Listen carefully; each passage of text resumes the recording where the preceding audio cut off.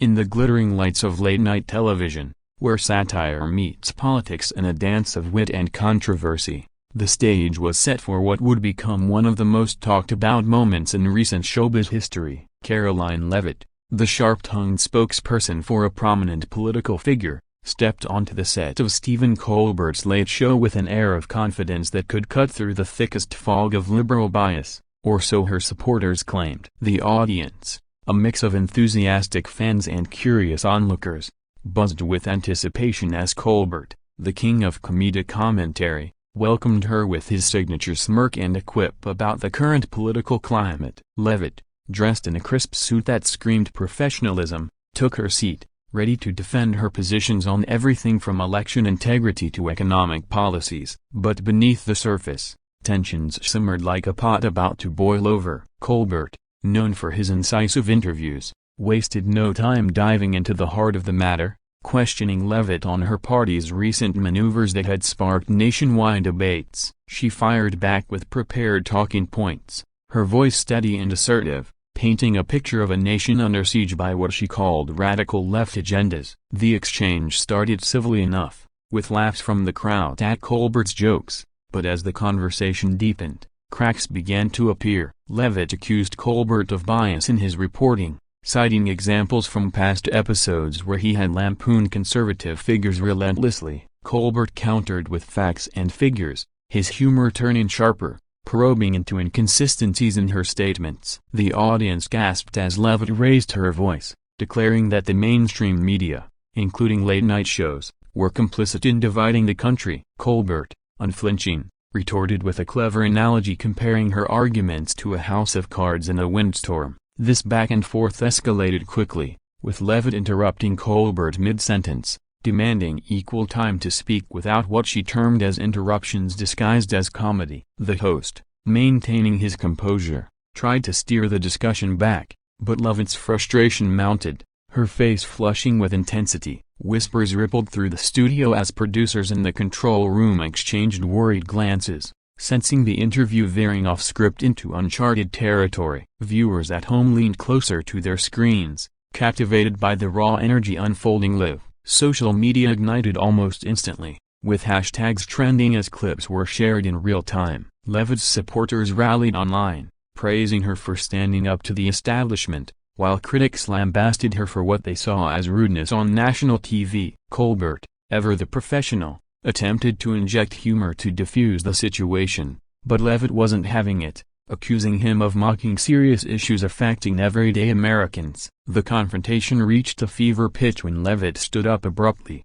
pointing a finger at Colbert and declaring that she wouldn't be part of a circus act designed to belittle conservative voices. The audience erupted in a mix of boos and cheers, creating a cacophony that echoed through the theater. Security personnel hovered nearby, ready to intervene if needed, as the show's band played an awkward filler tune. Colbert, surprised but quick on his feet, addressed the camera directly, acknowledging the heated moment and promising to continue the show after a commercial break. But Leavitt, gathering her notes, stormed off the stage, her heels clicking emphatically against the floor. The camera caught her exit, a dramatic flourish that would be replayed countless times in the days to follow. Backstage, crew members buzzed with excitement and disbelief, while Colbert's team scrambled to adjust the remaining segments. This incident, whether planned or spontaneous, highlighted the deep divides in American discourse, where entertainment and politics collide with explosive results. Analysts later debated if this was a publicity stunt or a genuine clash of ideologies,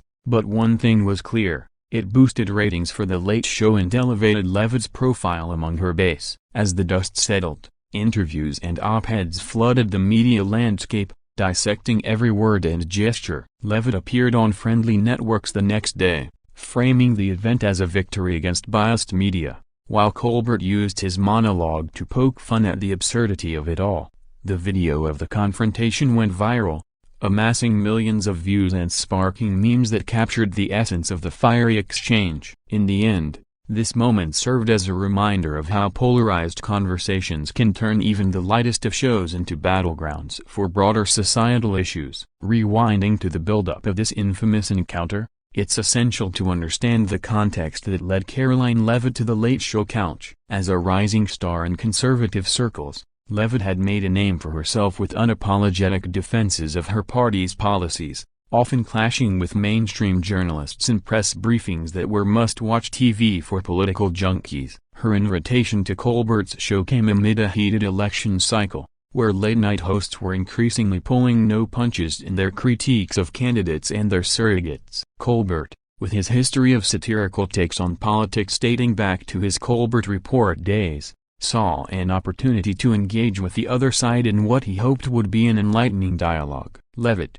on the other hand, viewed it as a chance to reach a broader audience and counter what she perceived as one-sided narratives. The pre-show preparations were tense. Leavitt's team negotiated topics, insisting on avoiding gotcha questions, while Colbert's producers aimed for spontaneity. When the taping began, the energy in the room was electric, with the live audience sensing something special was about to unfold. Colbert opened with light banter, complimenting Leavitt's poise under fire, but quickly pivoted to substantive issues like immigration reform and climate change policies. Leavitt responded eloquently at first, outlining her views with data and anecdotes that resonated with her supporters. However, as Colbert pressed on alleged misinformation spread by her camp, Leavitt's demeanor shifted from cordial to combative. She challenged Colbert's sources, questioning the impartiality of fact-checkers he cited, leading to a spirited debate on truth in media. The host, drawing on his improvisational skills, used humor to underscore his points, eliciting laughter from the crowd that Leavitt interpreted as derision. This fueled her responses, making them more pointed and accusatory. At one juncture, Leavitt brought up Colbert's past sketches mocking her political allies, calling them unfair caricatures that influenced public opinion negatively. Colbert defended his craft, explaining satire's role in democracy, but Leavitt dismissed it as elitist entertainment. The verbal sparring intensified, with both parties talking over each other, creating a chaotic symphony of overlapping arguments. Audience members shifted uncomfortably in their seats, some cheering for Colbert's zingers, others applauding Leavitt's retorts. Behind the scenes, the director signaled for a potential cut, but the live nature kept it rolling. Leavitt, feeling cornered, escalated by personalizing the attack, suggesting Colbert's success stemmed from pandering to a liberal bubble. Colbert riposted with a joke about echo chambers on both sides,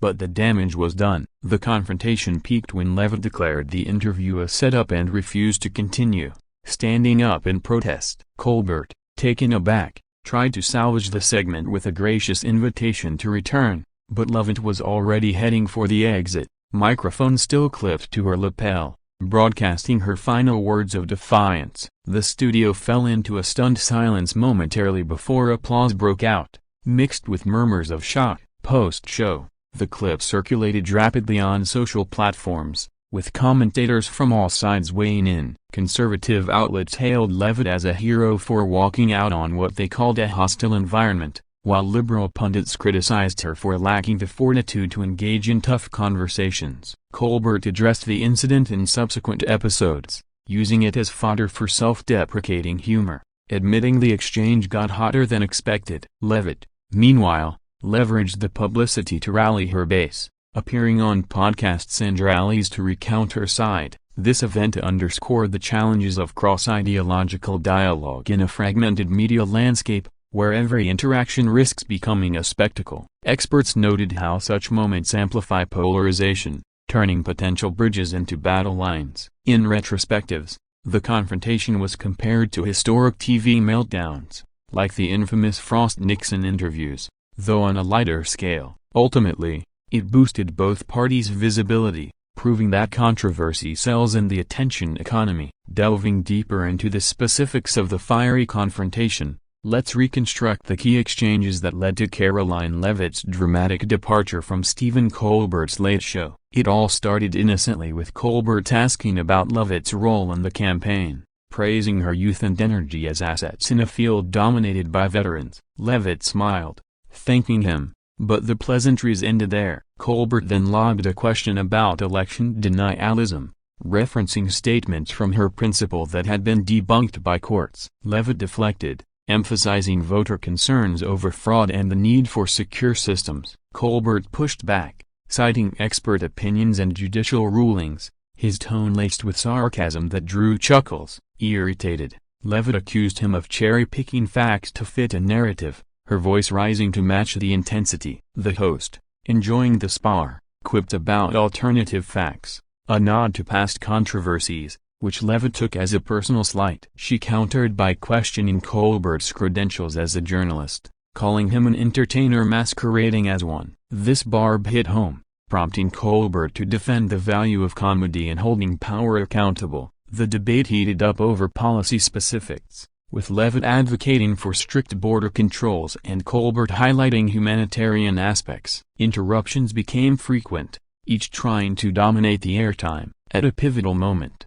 Leavitt pulled out a printed tweet from Colbert mocking her party and read it aloud, demanding an explanation. Colbert laughed it off, saying it was satire, but Leavitt pressed, claiming it incited division. The audience was divided, some laughing, others booing. Tensions boiled over when Colbert asked about Leavitt's views on social issues, implying hypocrisy in her stance. Leavitt exploded, standing and declaring she wouldn't tolerate being lectured by a comedian on morality. Colbert, trying to calm her, extended a hand, but she brushed it off, unclipping her mic and tossing it on the couch. "This is why America doesn't trust the media," she shouted as she walked off, the camera following her until she vanished behind the curtains. The band struck up a tune awkwardly, and Colbert addressed the crowd with a bemused expression, saying, "Well, that was unexpected." "We'll be right back after these messages." The immediate aftermath saw the show's ratings spike,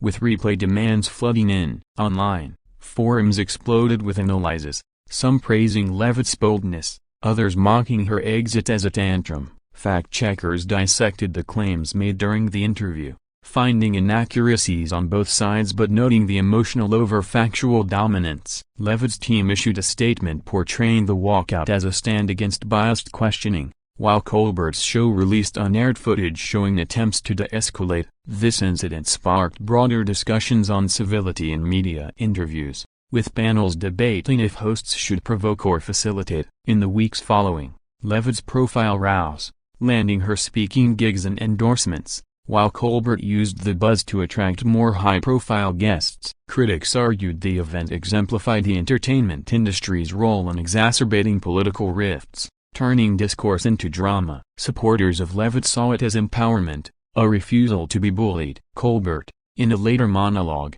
reflected humorously on the clash, admitting admiration for her passion despite disagreements. The viral nature of the clip led to parodies on other shows, amplifying its cultural impact. Academics studied it as a case of performative politics, where optics trump substance. In essence, this confrontation mirrored America's divided soul, where every platform becomes a stage for ideological warfare. Exploring the repercussions of Karoline Leavitt's stormy exit from Stephen Colbert's Late Show reveals a tapestry of media frenzy and public reaction that extended far beyond the studio walls. Immediately after the broadcast, social media platforms lit up like fireworks on the 4th of July, with users from across the political spectrum sharing clips, memes, and hot takes. Conservative influencers lauded Leavitt as a warrior queen who slayed the liberal dragon, while progressive voices decried her as thin-skinned and unable to handle scrutiny.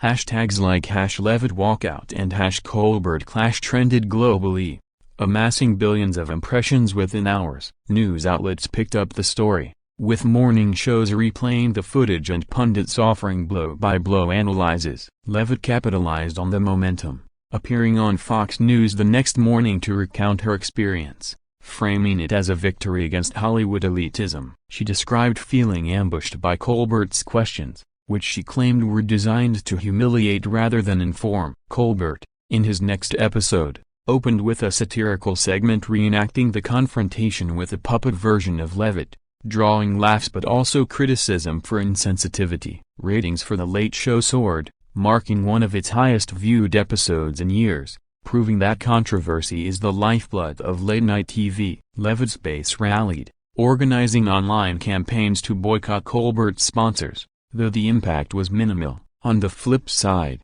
Colbert gained new fans who appreciated his handling of the situation with grace under fire. Legal experts weighed in, debating if there were grounds for defamation, but most dismissed it as protected speech. The event also sparked conversations about gender dynamics in politics, with some arguing Leavitt faced undue aggression as a young woman in a male-dominated field. Others countered that her responses were aggressive from the start. Psychological analyses emerged, suggesting the clash was a manifestation of confirmation bias on both sides. In the broader cultural context, this incident highlighted the blurring lines between entertainment and journalism, where hosts like Colbert wield influence comparable to news anchors. Leavitt's career trajectory shifted upward, with invitations to speak at conservative conferences and potential book deals in the works. Colbert's show continued to thrive, using the buzz to tackle more contentious topics. Parodies proliferated, from SNL skits to TikTok recreations, embedding the moment in pop culture. Academics incorporated it into curricula on media studies, examining how such events shape public opinion. Polls conducted post-incident showed a slight uptick in Leavitt's name recognition, beneficial for her political ambitions. Colbert's favorability remained steady among his demographic. The confrontation also prompted internal reviews at CBS, with discussions on guest vetting and interview protocols. Leavitt's team, buoyed by the publicity, planned more media appearances to keep the narrative alive. In retrospect, the walkout served as a catalyst for reflection on how divided discourse harms democracy, urging calls for more constructive engagements. Yet, in an era of clickbait and outrage, such spectacles are inevitable, feeding the endless cycle of content consumption. The legacy of this event endures, a testament to the power of television in amplifying voices and conflicts alike. To fully appreciate the artistry behind the supposed chaos of Karoline Leavitt's ejection from Stephen Colbert's show, one must consider the production elements that amplified the drama. The Late Show's set, with its vibrant blues and iconic desk, provided a backdrop that contrasted sharply with the heated words exchanged. Lighting cues subtly shifted as tensions rose, casting dramatic shadows that heightened the visual intensity. The audience, carefully selected for diversity, reacted in real time, their gasps and applause adding an organic soundtrack to the unfolding spectacle. Colbert's facial expressions, honed from years of improv, conveyed a mix of amusement and surprise, drawing viewers in. Leavitt's body language spoke volumes across terms turning to animated gestures, culminating in her decisive stand. The camera work was masterful, switching between close-ups of furrowed brows and wide shots capturing the exit's theatricality. Sound engineers captured every nuance, from raised voices to the mic drop's thud. Post-production, though minimal for live show, enhanced clips for social sharing, adding subtitles for key quotes. The band's impromptu riff during the awkward pause became a meme in itself. Behind the curtain, producers high-fived over the goldmine of content, knowing it would dominate watercooler talks. Leavitt's wardrobe choice, a bold red blousey, symbolized her fiery spirit, while Colbert's casual suit underscored his everyman appeal. The interview's structure, starting light and building to climax, mirrored classic dramatic arcs. Analysts praised Colbert's ad-libbing skills, turning potential disaster into entertainment triumph. Leavitt's preparation, evident in her quick retorts, showcased her as a formidable debater despite the outcome. The event's virality owed much to algorithmic boosts on platforms favoring controversy. User-generated content exploded, with edits syncing the argument to music or overlaying reactions. Media ethicists debated the responsibility of shows in hosting such guests, questioning if it promotes division. Supporters argued it exposes truths through unfiltered exchanges. The financial windfall was undeniable, with ad revenues spiking from increased viewership. Leavitt parlayed the exposure into fundraising emails, framing it as resistance against media giants. Colbert donated segment proceeds to charity, a move that softened criticisms. Cultural commentators linked it to historical TV moments, like the 1968 Democratic Convention coverage. In educational settings, it became a case study for communication classes on conflict resolution. The ripple effects extended to other shows, with hosts like Kimmel referencing it in monologues. Leavitt's social media following surged, solidifying her influencer status.